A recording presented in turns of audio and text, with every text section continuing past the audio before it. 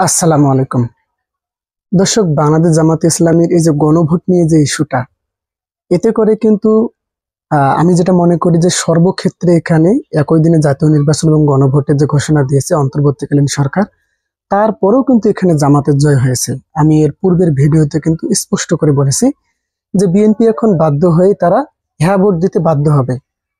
আমি বিস্তারিত বলেছি, তবে দেখা গেল যে জামাতের নায়েবে আমির ডক্টর আব্দুল্লাহ মোহাম্মদ তাহের কৌশলগত কারণ কিন্তু এটা সরকারের উদ্দেশ্যে বলেছেন যে এই সরকারের অধীনে সুষ্ঠু নির্বাচন সম্ভব হবে না। তিনি উদাহরণ টেনে বলেন যে এই যে একই দিনে গণভোট এবং জাতীয় নির্বাচন সহ এই যে বিএনপির আদেশটাই কিন্তু পূরণ করা হয়েছে, মানে বিএনপি যেটা চেয়েছেন সেটাই কিন্তু এই সরকার পূরণ করেছেন। এটাকে আমি একটা জামাতের কৌশল হিসেবে মনে করি। কেননা এই যে ডক্টর ইউনূস একই দিনে জাতীয় নির্বাচন এবং গণভোটের যে আয়োজনটা করেছেন, সেখানে কিন্তু সব থেকে বড় একটা চমক আছে। সেটা হইতেছে যে বিএনপি বাধ্য হয়ে তারা হ্যাঁ ভোট দিতে বাধ্য হবে এবং হ্যাঁ ভোটের পক্ষে প্রচারণা চালাবে। বিষয়টা এমন পর্যায়ে চলে গেছে যে যদি জুলাই সনদের আইনি ভিত্তিটা যদি না হয়, মানে গণভোট যদি পাশ না হয়, হ্যাঁ ভোটে যদি জয়যুক্ত না হয়, তাহলে কিন্তু নির্বাচনটা অবৈধ হবে।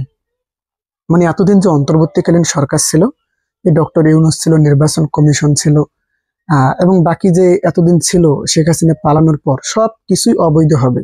আর সবকিছুই যদি অবৈধ হয়, তাহলে কিন্তু বিএনপি যদি নির্বাচন করে, কোন রকম কারচুপির মাধ্যমে হোক না কেন, আর জনগণের ম্যান্ডেট নিয়ে বিএনপি জামাত যেই ক্ষমতায় আসুক না কেন, সেটা কিন্তু অবৈধ হবে। তাই আমি এর আগের ভিডিওতে বিস্তারিত বলেছিলাম যে বিএনপি এখন বাধ্য হয়ে হ্যাঁ ভোট দেবে। এই জন্য কিন্তু পক্ষান্তরে যখন দেখা গেল যে ডক্টর ইউনূসের ভাষণের পরপরই কিন্তু বিএনপির স্থায়ী কমিটির সদস্য সালাউদ্দিন আহমেদ কিন্তু একেবারে সরকারকে ডক্টর ইউনূসের উপর বিরাট ক্ষেপে গিয়েছিলেন। এর কারণ মূলত একটাই, যে এই যে গ্যাজেট যে প্রকাশ করা হয়েছে, জুলাই জাতীয় সনদের গ্যাজেট, এই গ্যাজেটে প্রকাশ করা হয়েছে মানে জুলাই সনদের ভিত্তিতে নির্বাচনটা হচ্ছে। তার মানে যদি জুলাই সনদটা পাশ না হয়, অনেকের একটা এখন মনে প্রশ্ন না, যে জুলাই সনদে যদি যদি গণভোটে হ্যাঁ যুক্ত না হয়, জয়যুক্ত না হয়, তাহলে কি হবে? তাহলে কি এই যে সংস্কারগুলো আছে, এগুলো কি সবগুলো বিএনপি তো ছুঁড়ে ফেলে দেবে, তাই না?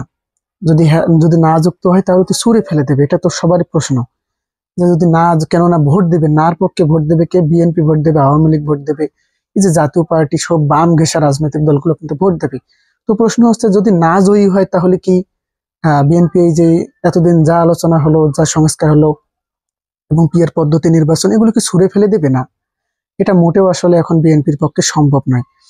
বিএনপি গণভোটে তখনই রাজি হয়েছে, বিএনপি কিন্তু গণভোট চায়নি, কিন্তু গণভোটে তখনই রাজি হয়েছে যখন তারা দেখেছে যে যদি গণভোট না হয়, যদি জুলাই সনদের আইনি ভিত্তি না হয়, তাহলে কিন্তু নির্বাচন সহ ডক্টর ইউনূস যে ক্ষমতায় আছে সেগুলো সম্পূর্ণ অবৈধ হবে।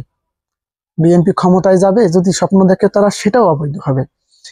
এজন্য বিএনপি গণভোটে যখনই রাজি হয়েছে তখনই তারা জুলাই সনদের আইনি ভিত্তি বাধ্য থাকবে, আইনি ভিত্তি দিতে। এটা তারা বাধ্য।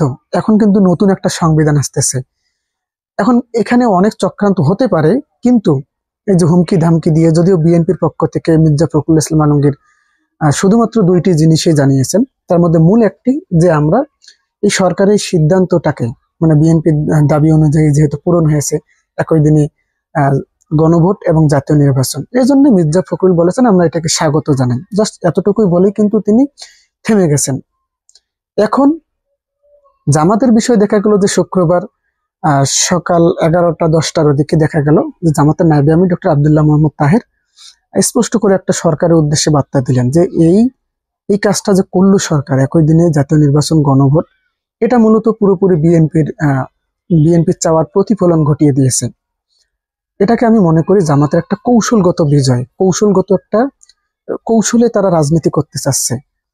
যেহেতু এখানে দেখা গেছে যে জুলাই সনদের আইনি ভিত্তি না হলে নির্বাচনটা বৈধ হবে না, ডক্টর ইউনূস বৈধ হবে না। তো একটা অবৈধ ডক্টর ইউনূস অন্তর্বর্তীকালীন সরকারের অধীনে কখনো বৈধ নির্বাচন তো হতে পারে না, নির্বাচনটা তো বৈধতা পাবে না। সেক্ষেত্রে কিন্তু ঠিক সেভাবেই কিন্তু বিএনপিকে ফাঁদে টেনে নিয়ে যাওয়া হয়েছে।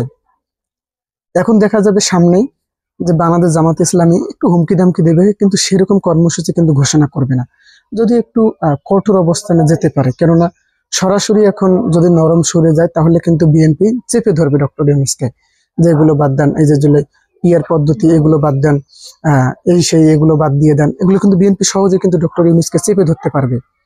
তাই কৌশলগত কারণে কিন্তু জামাত ডক্টর ইউনূসকে একটা হুমকি দিবে, বা এইভাবে একটা হুমকি কঠোর আন্দোলনের হুঁশিয়ারি দিতে পারে, বা গণভোট একই দিন এবং জাতীয় নির্বাচন একই দিন, এটা প্রত্যাখ্যান চাবে। এটা সাধারণ একটা বিষয়, এটা অতি সাধারণ বিষয়। এবং যা হয়েছে, এখন পর্যন্ত যা হয়েছে তা কিন্তু মেনে নিতে হবে। যদি মেনে না নেন তাহলে কিন্তু পরিস্থিতি অনেক ভয়ঙ্কর হবে। পরিস্থিতি ভয়ঙ্কর বলতে যে কোনো সময় সেনাবাহিনী বা ১/১১ সমর্থিত আরেকটি সরকার কিন্তু আসতে পারে। এখানে যখনই এই পরিস্থিতি ডক্টর ইউনূসের বিপক্ষে, এখন মাঠে নেমেও আসলে কোনো কাজ হবে না, সব শেষ হয়ে গেছে। এখন আর মাঠে যদি আপনারা কঠোর আন্দোলন করেন তারপরও আপনাদের আর কোনো কাজ হবে না। এখন যেই আন্দোলন করবে সেই জনগণ থেকে বিচ্ছিন্ন হবে, হোক জামাত আন্দোলন করলেও বিচ্ছিন্ন হবে, বিএনপি আন্দোলন করলেও বিচ্ছিন্ন হবে। এখন ডক্টর ইউনূস যেটা করতেছেন সেই দিকেই চেয়ে থাকতে হবে। আপনারা বিশ্বাস রাখেন যে এখানে এমন কিছু হয়েছে যে জুলাই সনদের আইনি ভিত্তি যেভাবে হোক না কেন এটাকে দিতেই হবে, গণভোটে যেভাবে হোক না কেন হ্যাঁ ভোট জয়যুক্ত করাতেই হবে, না হলে সব কিছু অবৈধ হবে। এতদিন সরকার ক্ষমতায় ছিল, এতদিন তারপরে নির্বাচন করে যখন নির্বাচন হবে, সেই যেই ক্ষমতায় যাক না কেন, বিএনপি যাক আর জামাত যাক আর এনসিপি যাক না কেন, সবকিছু অবৈধ হবে। তাই এখানে আমি মনে করি এই বিজয়টা আসলে জামাতেরই হয়েছে। এই বিজয়টা একই দিনে জাতীয় নির্বাচন এবং গণভোট, এটা বিএনপির বিজয় হয়েছে এটা ভাবলে ভুল হবে। মূলত গণভোটে হ্যাঁ জয়যুক্ত করতেই হবে, না হলে সবকিছুই অবৈধ হবে।